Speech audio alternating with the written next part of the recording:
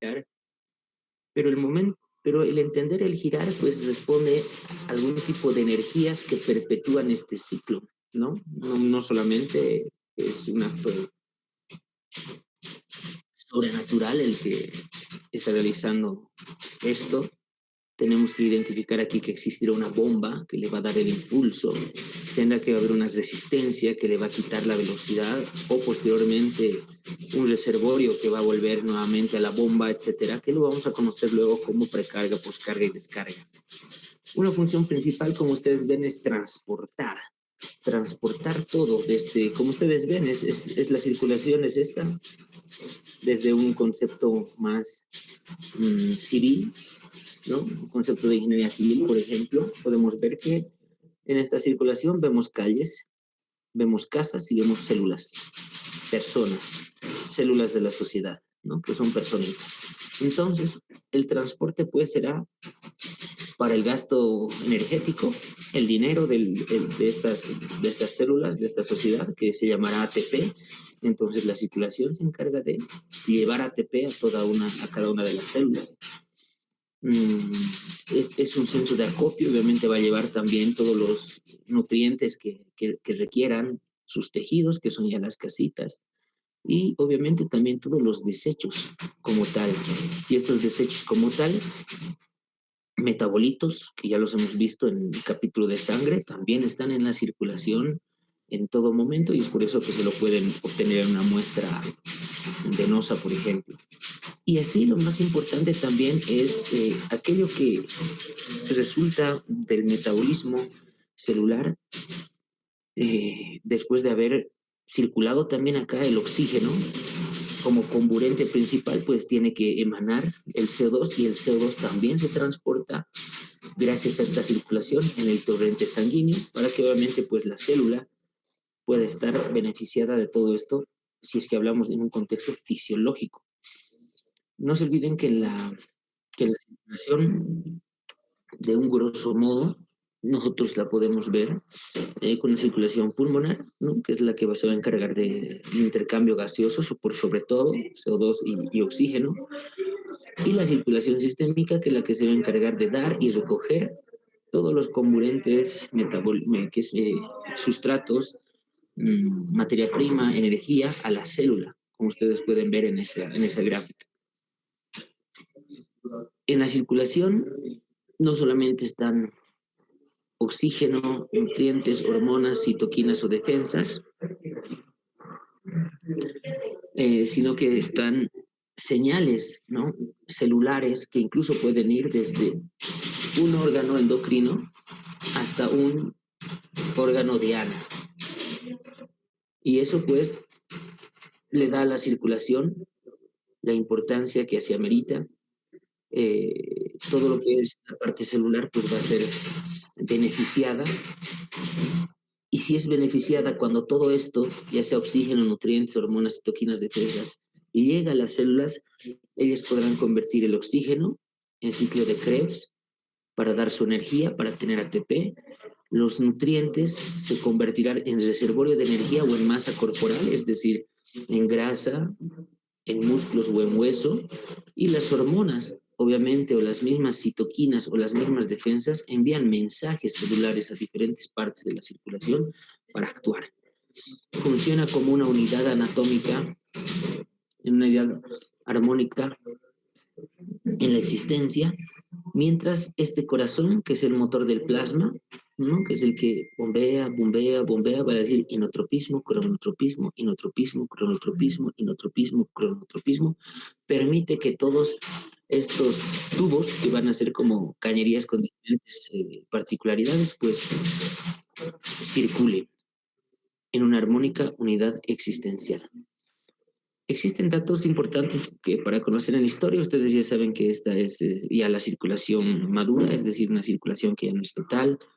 Teníamos nosotros a Galeno, por ejemplo, desde el siglo II, como en su afán de estudiar y conocer un poco más el organismo humano, pensaba que el centro circulatorio era el hígado, ¿no? Imagínense el hígado. Posteriormente ya acuñada la teoría del cardiocentrismo, por ejemplo, en esa obra que hace William Harvey, ya podemos entender que esto ya no parte del hígado, sino parte del corazón, y se conoce como el corazón, como parte del todo, y se conoce cardiocentrismo, obviamente, porque en ese tiempo pues asumían que el corazón no solamente era el centro de todo el organismo, no solamente era el centro motor para esta circulación, sino también contenía pues sentimientos, tenía mucho que ver con un punto débil y un punto flaco. Recuerden ustedes que las estacas en el corazón en ese tiempo, cuando había esa mitología del vampirismo, obviamente pues tomaban vital importancia, ¿no? Una bala de plata en el corazón era suficiente para un hombre, obviamente el corazón era el encargado de los sentimientos y muchas cosas más. Y así que fue cada vez estudiándose menor y fue descrita la circulación menor, por ejemplo, ¿no? La circulación menor que ha sido la que no se conocía hasta entonces. Se pensaba que el corazón con su circulación mayor, gracias a este William Harvey, pero Seret ya describió la circulación menor como tal. Teníamos otros datos, por ejemplo, un histólogo también describió que existe una microcirculación, y ahí la palabra capilares, que deriva de pelo, ¿no? Entonces son circulaciones que son tan diminutas y delgadas como un pelo, que estas también tienen sus ciertas características que las vamos a entender, que alimentan, extraen, intercambian todo sustrato, nutrientes, mensajes, citoquinas, defensas con las células de los tejidos, por más recóndito que sea. Es decir, si ustedes tocan la puntita del dedo, está un capilar cerca de todo ese tejido. Habíamos visto nosotros ya la circulación con una visión general, así como una circulación menor o pulmonar y una mayor o sistémica. Esto lo han visto, les aseguro, en el colegio. Y también en colegio les han debido enseñar que la aurícula derecha pues se la considera, ¿no? Fisiológicamente como el punto cero o como el inicio, ¿no? Puesto que aquí la presión puede llegar a ser a menos 3, menos 2, incluso hasta así negativo, menos 2, menos 3 o 0. Y es de aquí donde nuevamente ingresa la bomba impelente, el motor impelente de plasma, que es el corazón, y obviamente continúa con este círculo que hemos visto, este círculo obviamente que aparentemente no tiene fin, pero mientras más años transcurren en la carrera de medicina nos damos cuenta que realmente esta estabilidad, esta unidad armónica sostenible, vital, pues tiene muchas amenazas, muchas condiciones en las que cualquier momento este corazón puede parar y todo puede dejar de funcionar. Una presión alta que va a afectar en todo este árbol bronquial, árbol arterial, pues va a condicionar a que este corazón enferme, este corazón se congestione, y pues este aparato circulatorio está con amenaza de una falla circulatoria. Entonces aquí tenemos venas y aquí tenemos arterias, con la diferencia que ya la habíamos visto anteriormente. Ahora apartamos de esta parte. Las arterias son las que tienen mayor saturación y las que tienen mayor resistencia, ¿no? Todo lo que está de rojo es así. En cambio, las venas van a tener una menor saturación, pero van a tener una mayor, una menor resistencia, pero van a tener un mayor volumen. Esto lo vamos a entender analizando poco a poco y de forma desmenuzada la circulación arterial y la circulación venosa. Y por qué no también hablar de la circulación endotelial, la microcirculación, para poder terminar ya entendiendo las leyes que rigen esta circulación, para entrar también al tema de presión arterial y cuál es su manejo. Si ven ustedes, nosotros tenemos una resistencia. La resistencia es dada por el calibre o el diámetro de estos vasos que tienen músculos. Estos músculos que son más notorios y más gruesos generalmente están en las arterias, ¿no? Específicamente en las arteriolas, por eso se las conoce como los vasos de la resistencia, que al disminuir su luz, que se llama vasoconstricción, o dilatar su luz, que se llama vasodilatación, en este caso una vasoconstricción, van a hacer una mayor resistencia. Y esa mayor resistencia pues va a ser como una llave de paso, es decir, las arteriolas tienen la función como esa llave de paso para el torrente sanguíneo que está con todo el gasto cardíaco que tiene nuestro corazón, que es aproximadamente 5 litros, y hace que regule como esta llave de paso.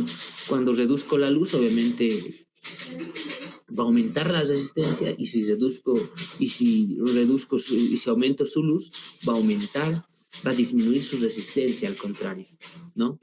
Entonces, si ustedes ven, todo lo que es esta resistencia vascular periférica, que va a ser el nuevo nombre, condiciona a un grado de obstáculo que se va a conocer como resistencia. Y esto es muy importante porque esto va a ser el amén de la presión arterial. O sea, solamente viendo esta gráfica uno ya puede imaginar, ¿cierto?, que es presión arterial. Presión era igual fuerza sobre área, entonces la fuerza será igual a este flujo y el área a la resistencia de cada uno de este sector, y eso lo podemos convertir mediante la biofísica en fórmulas que van a explicar de mejor manera este fenómeno. Y este es importante porque si ustedes ven la función hacia el órgano, ¿es cierto? Miren, este es un corazón totalmente hipertrofiado, realmente hipertrofiado. Ustedes pueden ver un corte anatómico en el cual podemos distinguir todo lo que es el corazón derecho. Entonces, este corazón derecho está incluso mayor que el izquierdo, pues debe ser porque había mucha resistencia pulmonar en el lado pulmonar. Estamos hablando de un col pulmonar crónico, etcétera, y eso condiciona a que este corazón pues crezca el músculo para poder tal vez imponerse a esa fuerza que se llama resistencia, y condiciona esa hipertrofia. Podemos ver la circulación también en serie, por ejemplo, ¿no? O podemos verla en paralelo. En serie es imaginándonos que somos uno de estos puntitos, entonces podemos estudiar a la circulación desde la aurícula izquierda, como lo vamos a hacer ahora, derecha, ventrículo derecho, luego podemos estudiar los vasos pulmonares, podemos estudiar la microcirculación pulmonar, podemos estudiar las venas pulmonares que van a ir a la aurícula izquierda, ventrículo izquierdo, vamos a estudiar la aorta, y vamos a estudiar, este es obviamente ya su tronco superior y su tronco inferior, el cual va a ir de la misma forma a su microcirculación, y van a retornar por dos troncos venosos, cava superior o cava inferior, hasta la aurícula derecha, y así perpetuar el ciclo que acabamos de describir. Por ejemplo, partiendo de que un 16% de la sangre se encuentra en las arterias y un 84% se encuentran en lo que es las venas. Por eso la relación de que estos tienen mayor capacitancia y estos tienen menor capacitancia será porque tienen baja resistencia y son complacientes todos los vasos que se encuentran en el lado venoso como un reservorio. Y la circulación en paralelo es la que hemos estudiado nosotros, particularmente en anatomía. Por ejemplo, hemos hablado de, si es que vemos aquí, de la arteria esplánica, vena esplánica, aquí de las venas, arterias renales y de las venas renales, ¿no? Es decir, cada uno con su vena y con su arteria, que siempre estaba en cada órgano, ¿no? Aquí estamos viendo igual las mesentéricas, las mesorraicas, como venas y como arterias paralelas, ¿no? Igual las venas que veíamos, toda su circulación portal, una ingresaba, una salía. Es lo mismo que en el corazón, podemos hablar de la aorta y del tronco pulmonar, que es la arteria también. Ahora, este círculo puede estar condicionado a muchas otras alteraciones que vamos a ir conociéndolas poco a poco. Por ejemplo, en cualquier segmento, recuerden que este es un círculo y el corazón es el motor que hace que esto se perpetúe y perpetúe. Esta circulación es el transporte de mensajes, de glóbulos rojos, de citoquinas. Ven ustedes, dentro de la circulación existen hasta glóbulos blancos, existen señales de hormonas que están viajando para su órgano diana. Miren, aquí está una que otra plaquetilla y su glóbulo rojo. Es decir, mantienen la homeostasis en una forma que los nutrientes entran por el intestino, son transportadas, deben pasar por el hígado, van a todas las células más recónditas de los tejidos, recogen todo lo que es sus desechos. Los desechos son excretados, han visto ustedes, por el riñón, ¿no? Y todos estos capilares también son oxigenados, ya sea por el alveolo y también pueden botar sus desechos como el CO2 también por los alveolos. Mantienen la homeostasis de nuestro medio interno. Y recuerden ustedes que el medio interno así como tal, ¿no? El medio interno así como tal, tiene un componente que es intercelular, por ejemplo, vean ustedes, dentro de las células, ¿no? Que se conectaba con el líquido extracelular, que es en este caso el intravascular, y también el intersticial, que se encuentra aquí entre las células. Entonces, a este nivel de la microcirculación, pues nosotros podemos ver ya, entender mejor cómo es que funcionaba este medio interno. Existen ciertas diferencias, así nos da la bibliografía. Por ejemplo, ustedes vean la diferencia entre una circulación mayor y una circulación menor.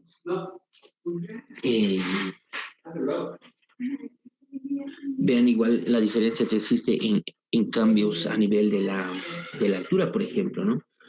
Obviamente sabemos que lleva sangre más saturada, esta lleva sangre, a diferencia de si es una arteria, lleva sangre desaturada, ¿no? Es una cosa, se conoce como troncos pulmonares o arterias pulmonares, como sangre desaturada.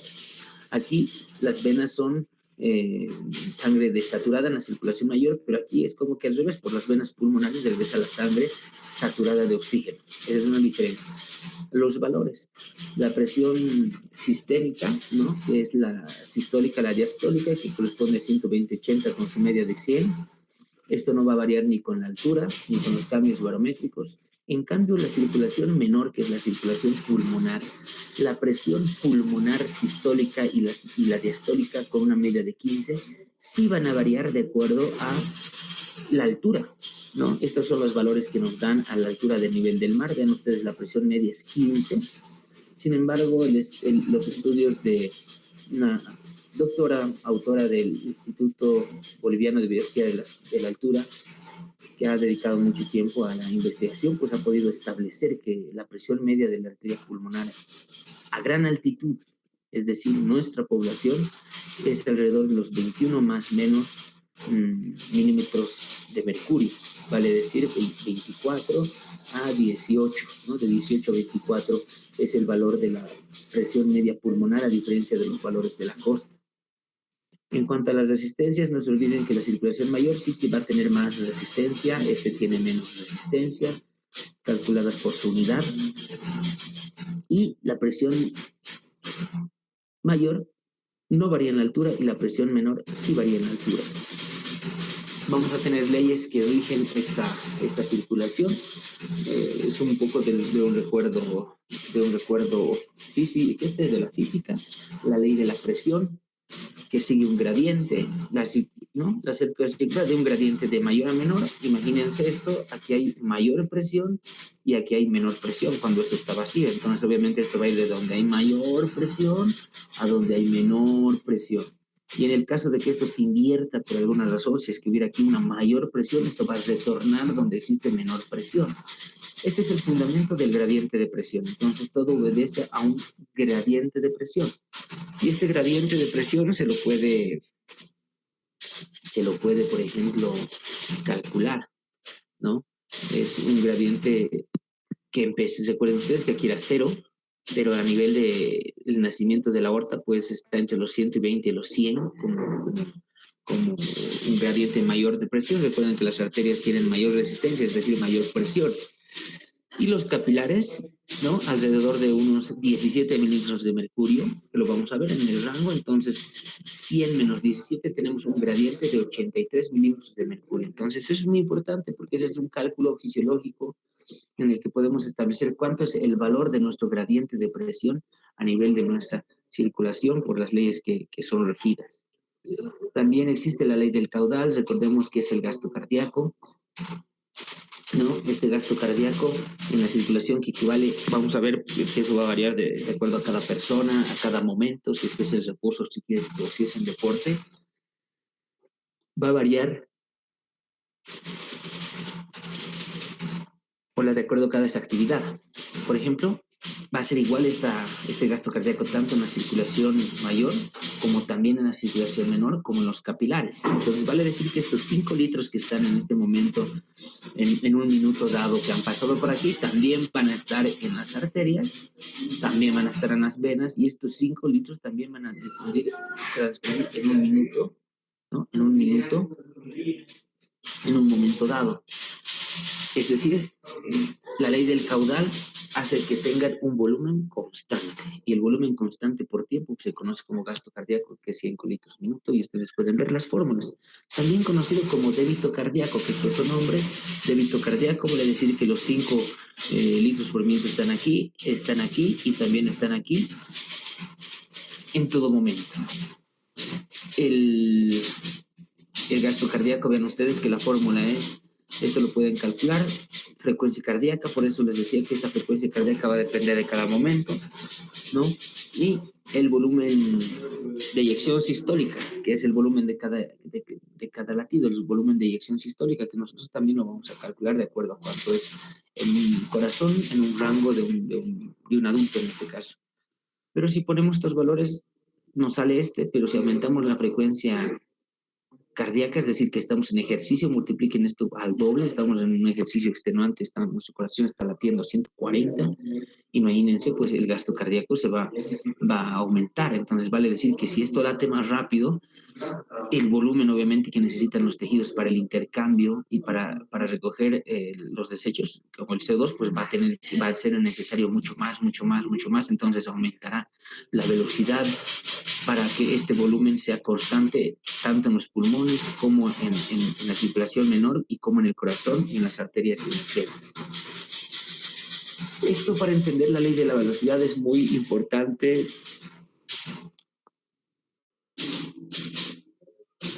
analizarlo de esta forma. Lo que está de rojo es muy importante, que dice que la velocidad es inversamente proporcional a la superficie de sección. Entonces, ¿cuál es la superficie de sección? Inversamente proporcional. Vean ustedes que si hacemos un vaso de sección aquí, en la cava y la aorta, pues no hay mucha diferencia, ¿no? Por eso que las velocidades aquí van a ser muy similares. Pero existen también vasos que son realmente chiquitos. Miren estos vasos, estamos hablando de un diámetro aproximadamente de hasta 60 micrómetros, ¿no?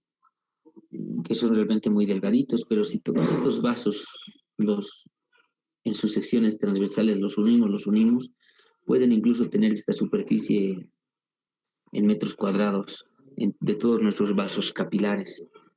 Y realmente pues, es muy impresionante. Vean ustedes, con 700 metros cuadrados ingresan tranquilamente 3 terrenos que van a poder tener un patio, un jardín, un patio trasero, un garaje y una casa, ¿no? Con una gran superficie. Si hablamos de 700 metros cuadrados, estamos hablando casi de una supermansión que puede entrar, si es que son la parte transversa de los capilares. Y vean ustedes que la velocidad pues va a variar, dice que es inversamente proporcional, es decir, va a ser más rápida en los vasos pequeños, a comparación de todos estos tejidos que ustedes, de estos capilares que llegan a 700 metros cuadrados, vean, pues es enorme. Entonces esto queda chiquito, la aorta queda totalmente chiquita dentro de este terreno, entonces la velocidad va a ser mayor porque este es un diámetro muy chiquito a comparación de un diámetro sumado de todos estos capilares, que la velocidad va a ser mucho más lenta. Entonces, esa es la ley de la velocidad, y es que hay que entender que los vasos chiquitos, como un órgano endotelial en conjunto, pues una sumativa de toda su área de superficie capilar, pues hacen esa ventaja en los capilares. Existen otras formas para poder estudiar nuestro corazón. Vean ustedes que esto ya había compartido previamente con ustedes también. Este es un corazón sano, por ejemplo. Aquí podemos ver flujos, podemos medir las velocidades también. Miren nuestras válvulas. Esta es la tricúspide, esta es la mitral. Estos son los ventrículos aquí arriba, estos son los atrios aquí abajo, y vean ustedes cómo funcionan estas válvulas y cómo podemos medir incluso la velocidad, la radiología. En este caso estamos viendo cómo hay ese choque con valvular, y aquí vemos cuál es la diferencia entre los flujos. Esto no significa sangre arterial o sangre venosa, simplemente significa la diferencia de los flujos que existen en un momento dado, y esa es la forma de estudiar al corazón en vivo.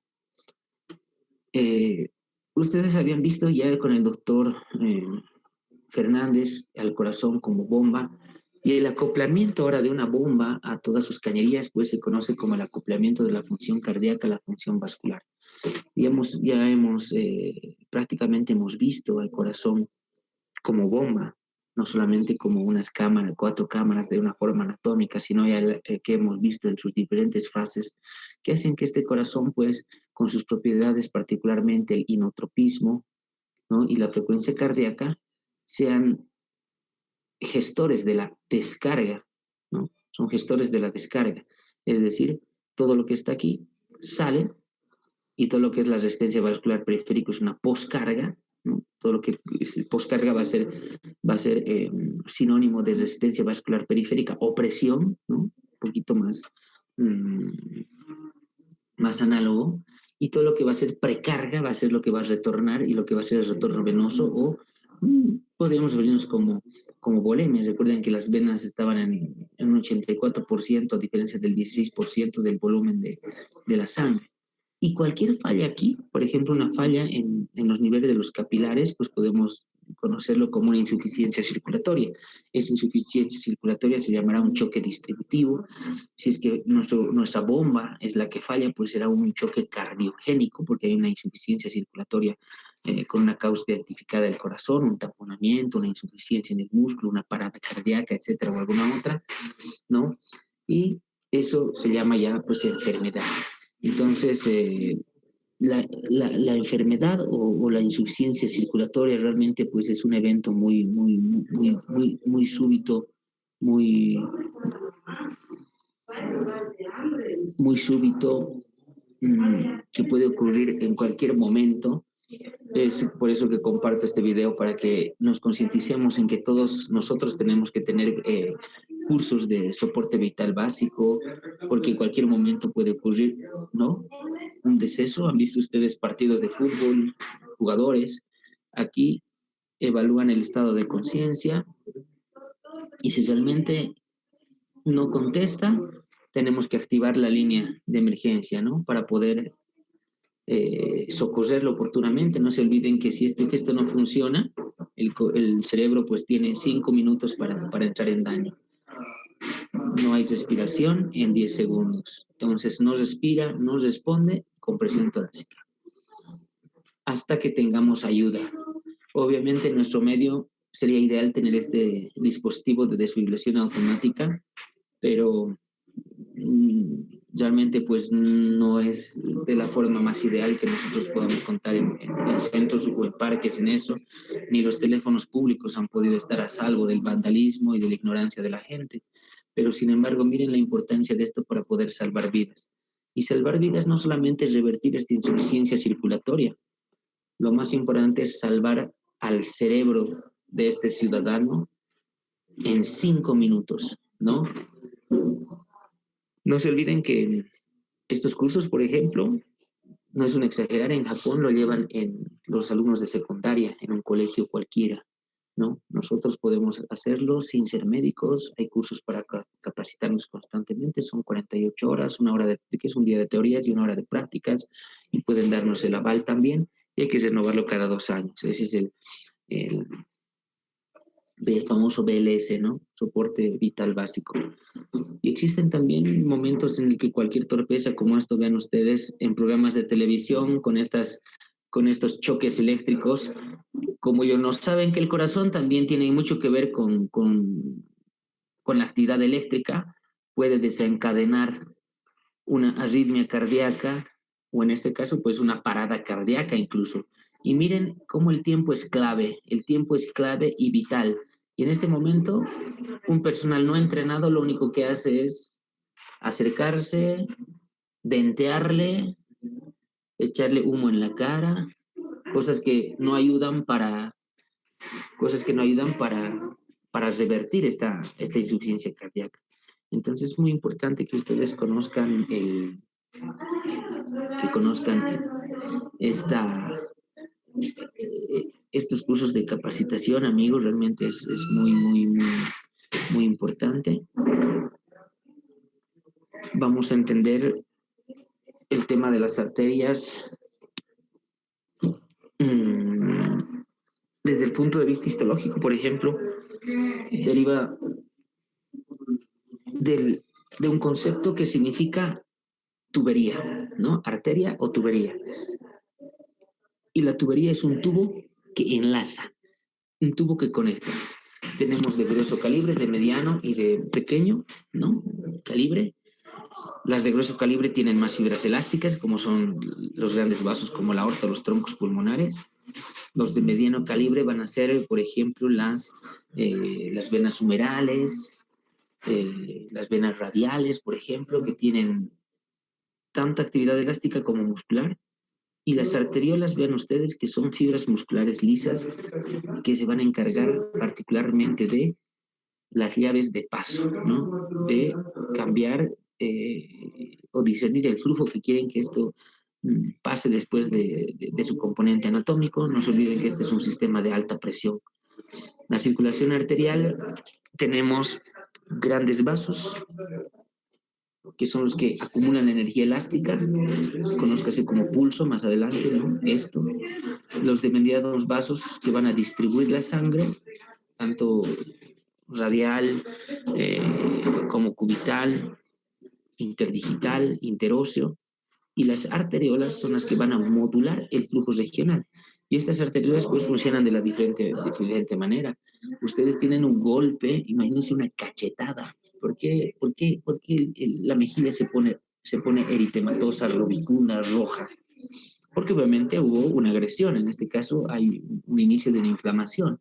Entonces las arteriolas se abren y dan más paso sanguíneo en esa mejilla, pues, y por eso es que esa mejilla luce más rubicunda, ¿no? más vascularizada, ¿no? Entonces, esa es la función de las arteriolas. Las arteriolas también pueden vasoconstreñir el flujo, volverse un poco más delgadas.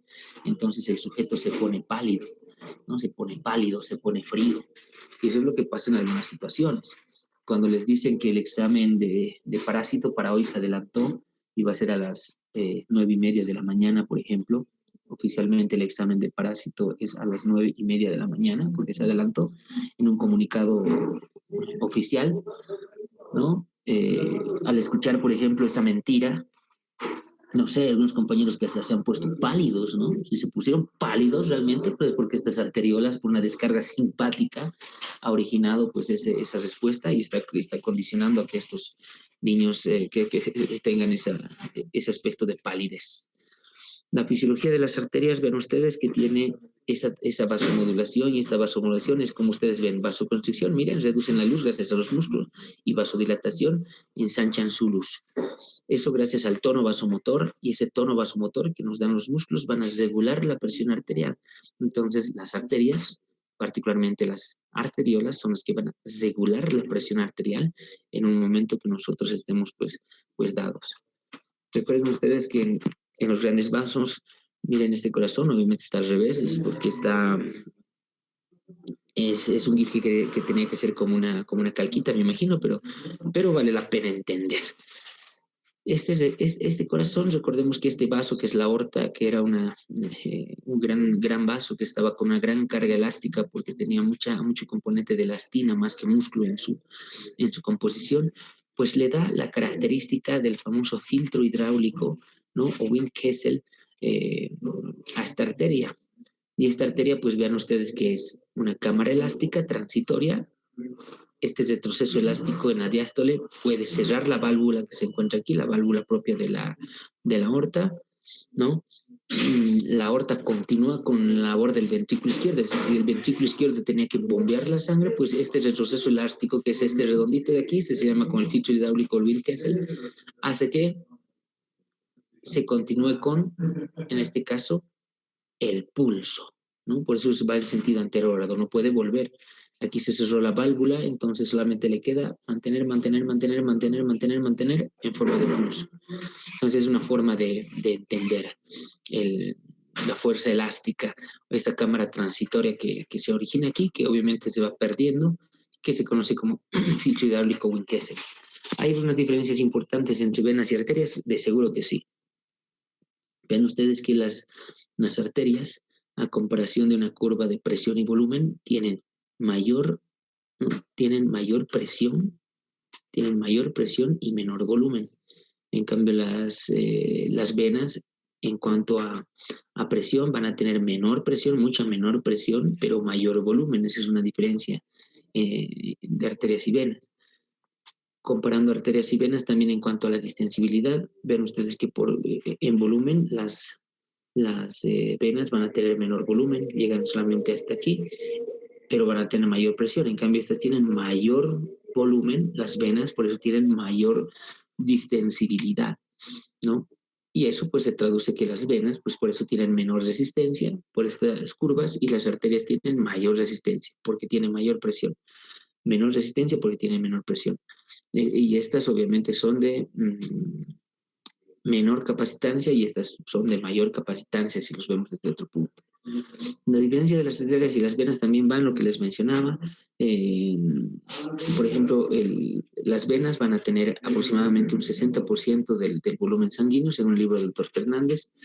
Van a tener un 10% de flujo sanguíneo las arterias, y es por eso que les decía que al tener estas curvas, al tener más distensibilidad o más capacitancia, como les decía, es por eso que se conoce pues como un sistema de alta capacitancia, todo lo que es venoso, como reservorio, y de alta resistencia, todo lo que tiene que ver con la presión arterial, que es prácticamente todo lo que son las arterias, vale decir un corazón izquierdo y un corazón derecho, desde el punto de vista funcional, ¿no?